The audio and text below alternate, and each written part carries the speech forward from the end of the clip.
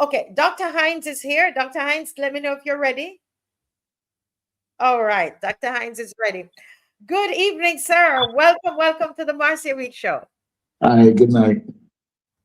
Good night. Good night. It's been a long time. It could be probably almost a year that you haven't been on the show. Okay. Well, good night, Barbados.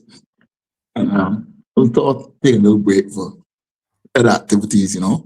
Yes, I know. I Last year know. was a Yes. well, last year was a busy year, and the beginning of this year was even busier. You know, Yes. but I'm back. You're back and we're happy to have you, sir. Mhm. Right. Good night to everyone, the audience out there, and everyone on the Master Week show. My name is Dr. Robert Hinds, public health specialist, and tonight we're going to deal with the Ebola virus. It has about 6 different strains. And you were right in the pronunciation, you see. I But was. Okay, yeah, thank you. the Bundy Bugio virus, it originated in DRC, which you know as the Democratic Republic of Congo. And we are concerned about it here because we're now taking direct flights from Africa. Like before, you have to go to England. Yes. And it wasn't so easy because pass through England, you needed to get a visa.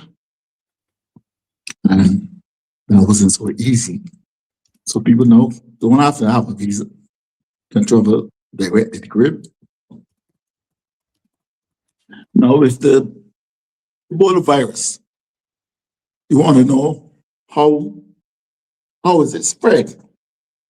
It spread through contact with bodily fluids. Fluids meaning saliva, sweat, urine, vomit, feces, um, any body fluids. Like you usually have these, but it also theoretically it can be spread through sperm. Hmm. That's not so usual, but people just have sex with a stranger.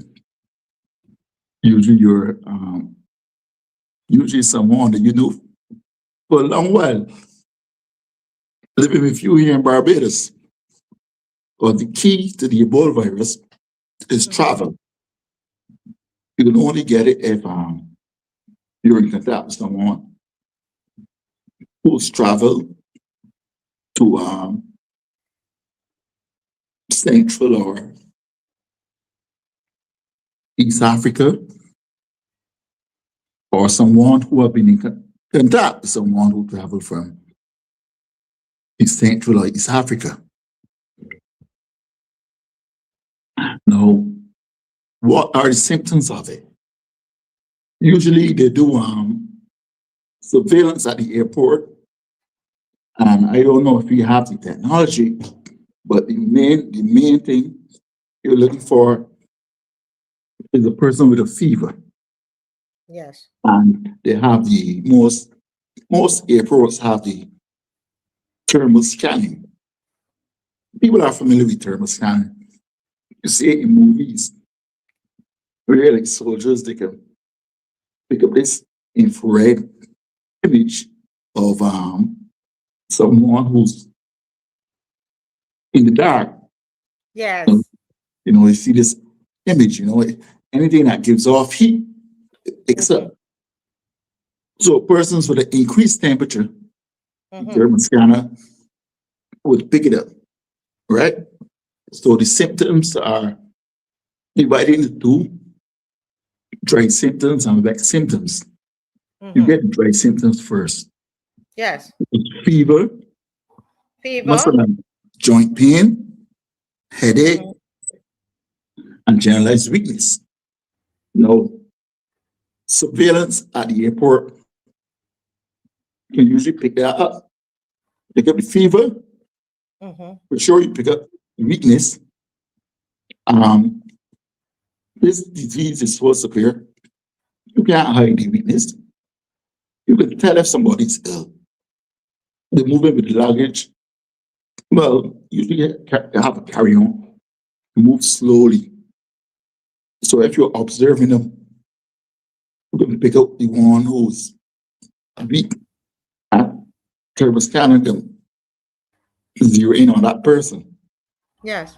If they have a fever, and then you know the wet symptoms now, you get vomiting, diarrhea, a rash, and you may get bleeding from the gums and in your urine and so on. But these are pretty late. When you get these wet symptoms, you know that. Right. Go over the wet symptoms again, doctor. You get vomiting, Vomiting. Okay. Yes. diarrhea, The diarrhea. Yeah. you usually get a skin rash, Mm-hmm. and you get bleeding. Bleeding. Yeah, Wow. bleeding from the gums and in your urine. You get Okay. a nose bleed as well, Okay. so these are pretty late. So the wet symptoms occur late. Yeah. Okay. Thank you. And you usually start between 2 to 21 days of after exposure. Mm-hmm. The average is between 2 to Two 10, to 2 to 10. What? Two to? 2 to 21. Right. If someone go all 21 days, didn't have any symptoms, and all of a sudden, you Mm-hmm. get symptoms. Right. Okay. So someone could be exposed, and like 3 weeks later, start to get symptoms. Or within 2 days, you get Mm. it varies between the population. The thing is about Ebola. Why is it so destructive? It gets into the cells of the body, and it's like you own a house. Mm-hmm. Or let's say a bakery. You have a bakery, you have staff employed here, and someone breaks in, puts the staff outside, Yeah. and those start baking. Not your cousin baking sweet bread, salt Mm-hmm. bread, sandwich bread. They start making current slices, rock cakes, Mm-hmm. their own style. What your cousin making is over. So he does that to the body cells. Your cells are cousin making proteins and stuff that your body needs. Mm-hmm. But it's Ebola comes in and take over, making its own proteins, it replicating itself. Oh, it makes its own proteins. Yeah. Wow. Most of them are proteins to replicate the Ebola virus. And by that stage, you can't do anything about it. All you can do is give the person supportive care. That is rehydration and busy trying to keep them alive. And the Wow. earlier you begin this, the better. If Mm-hmm. you begin this 2 days after you see symptoms, it's good. People show a better survival rate. So you would need to have the facilities where you can confirm that it is Ebola. Okay? So I don't know if we have the facility here, but usually persons will survive under a well organized healthcare system Mm-hmm. as opposed to a primitive system. Like right now in the Congo, they're having trouble Or persons cannot have access to individuals once they are diagnosed. You have instances where you cannot come in contact with these persons. And even when they're dead, or when they eventually die, the authorities want to bury them themselves. And Yes. they have a lot of traditions in Africa where they wash down the dead, sort of bathe them, and that's not allowed. Okay? So you have persons breaking into healthcare centers. They usually set up in things, a sort of what you call it, field hospital. Yes. Field hospital. Yeah, they're breaking in them and they're burning them because they can't have access to their friends and family. And they're in the, they're usually, if you ever watch a funeral in Africa, they are, they gather and have these sort of like they're very close, they're very ceremonial. And Yes. It's true. Ebola can be spread from dead bodies, believe it or not.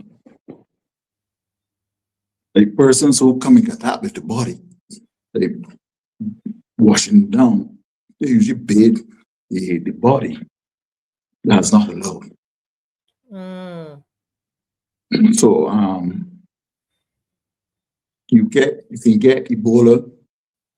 And as a matter of fact, I don't think they're allowing you to have access to the family at all. They want to bury the bodies. And people don't, they just don't like that. So it's a problem. Okay? You even have in, let's say, Uganda, Yes. the president had he had advised people or urged them to refrain from handshaking. Right. Like in COVID. Yeah. You see, you could if you have a cut in your hand, or if you sort of put your hand near your mouth with saliva, you can actually transfer it with handshaking. Mm. So they haven't banned it, but they're urging people to avoid Yes. handshaking. You know, Yes. you can't get it by breathing it in the air. It's not airborne. Mm-hmm. It has to be body fluids. Right. So if you avoid contact with persons, you sort of avoid it. Yes. Yeah. Contact, physical contact, because you might have, they might have body fluids. But you said something here, doctor, and you might plan to touch on it. You said that usually when you get to the wet symptoms, the vomiting, the diarrhea, the skin rash, the bleeding, at that particular time, you can only make the person comfortable and hope that they recover or they might just die. But do we have any kind of pharmaceuticals, any kind of herbal medicine? What can you do at this one? If you got the Ebola virus, what can you take? Can you take anything? Not to my knowledge. Some places they give you, in addition to rehydration, they give Rehydration. you antiviral antiviral therapy. Mm-hmm. As you know, there's not much you can take for infection with a virus. The virus run its course.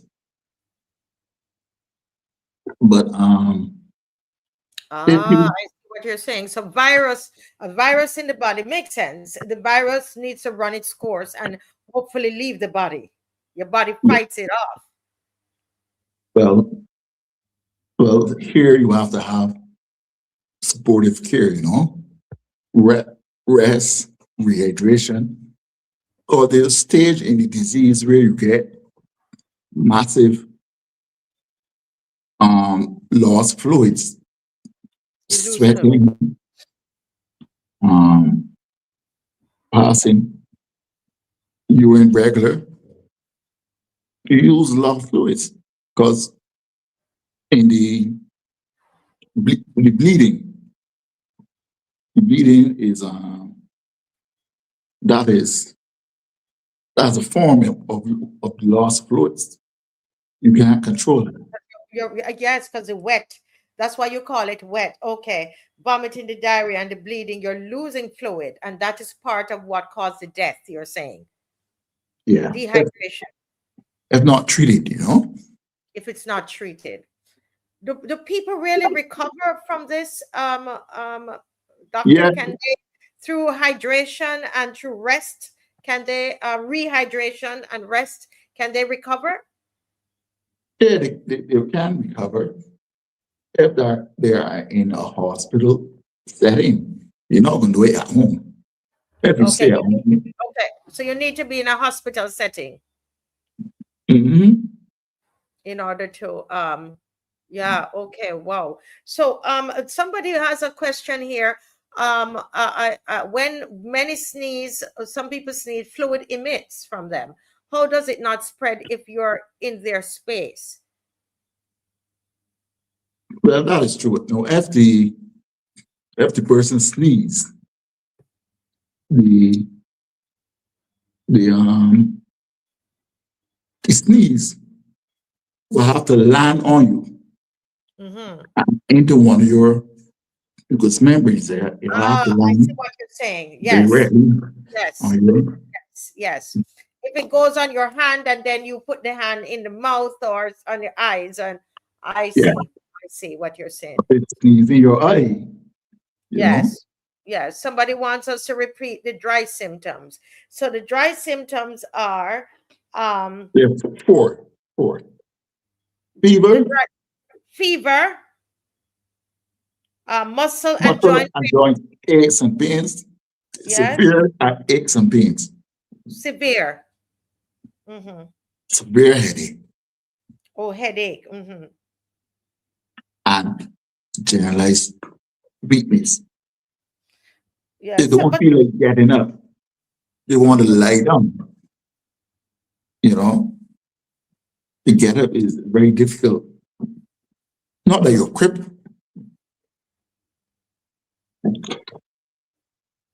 but you don't want to walk. You don't want to lift heavy stuff. That's at the airport. You gotta lift your baggage and stuff. You don't even want to do it. So those are four symptoms. mm-hmm. Refer to them as dry symptoms. Dry symptoms in an airplane, say for example the flight that just came. What about those people who say, well, doc, the Nigerians, they might have done their thermal gone through a thermal scanner? I'm assuming so, I don't know. But I know those that exists in Nigeria. They might have gone through their checks, as the executive said I think he said that on in his report. But then the flight is 8 hours. Would they still need to do checks when they get to Barbados?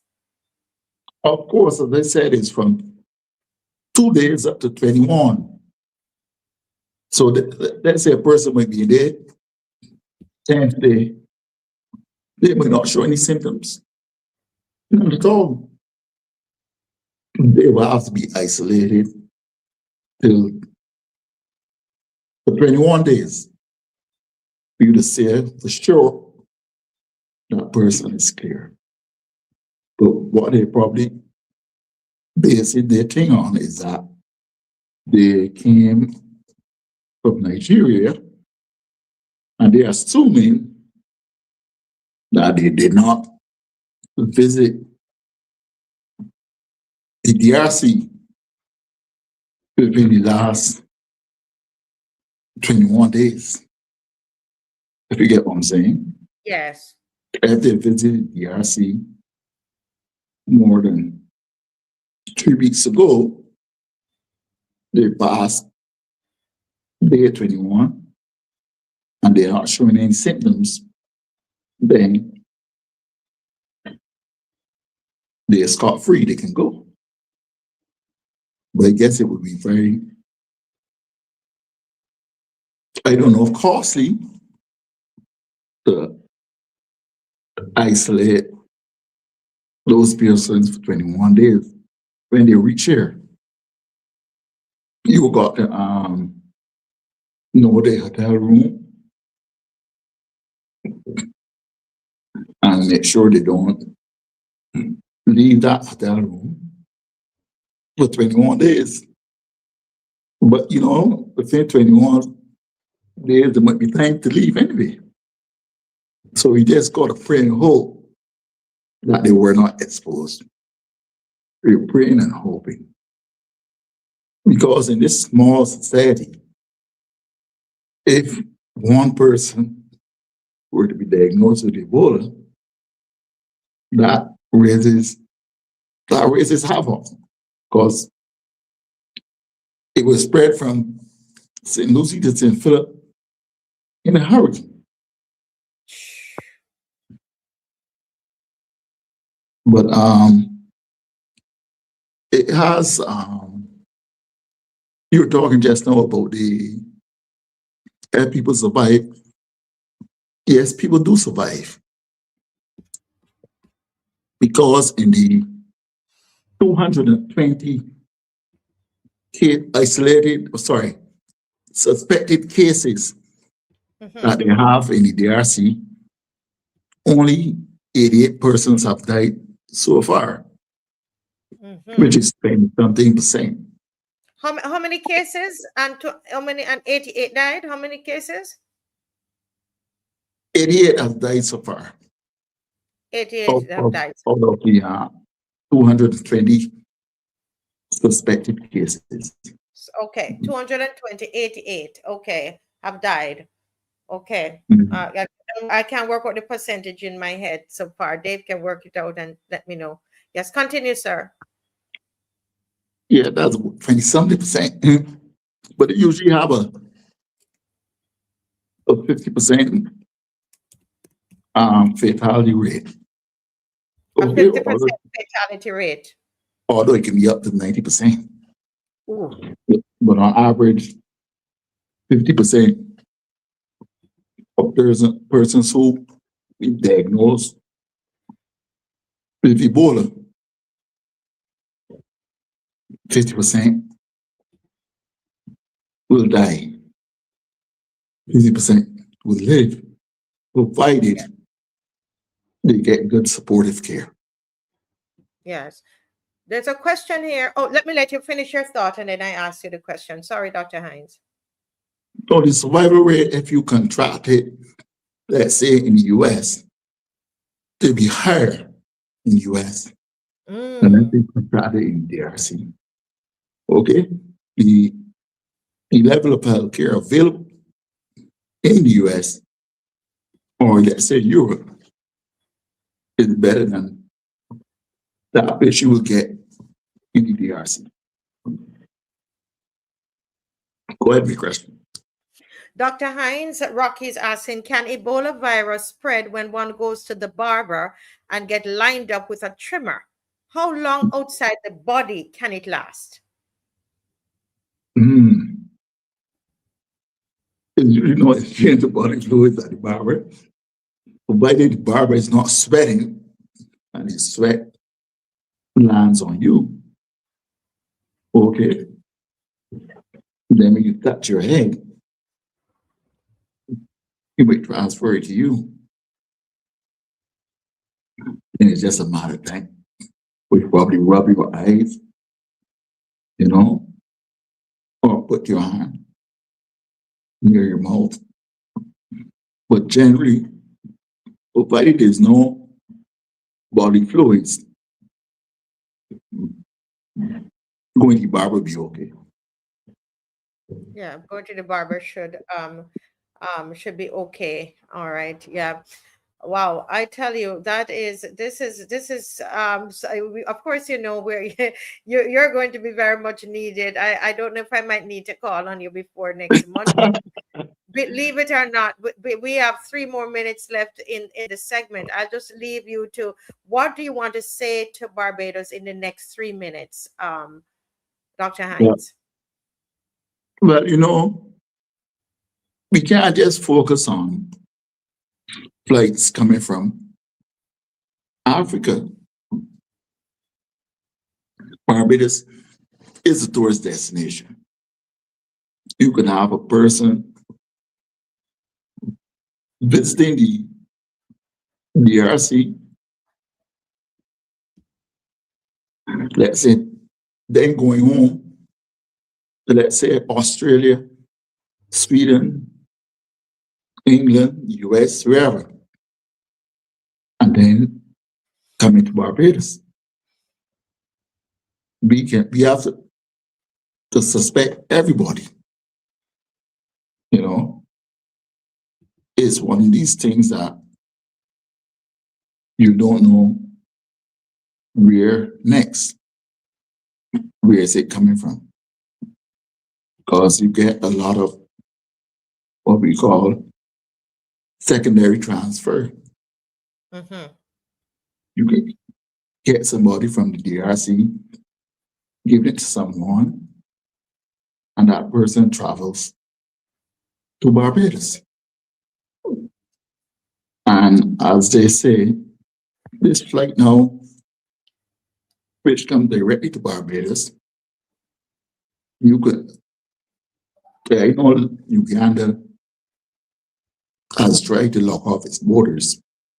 It says nobody can come in from the DRC. But somebody can come in from the DRC, go someplace else, then come to Uganda. Or somebody can visit DRC, then visit someplace, then travel to Ghana, travel to Nigeria. So we don't know where it can come from. Yeah. In case we have to upgrade our surveillance. We have to be on the lookout for persons exhibiting fever, muscle weakness, generalized weakness.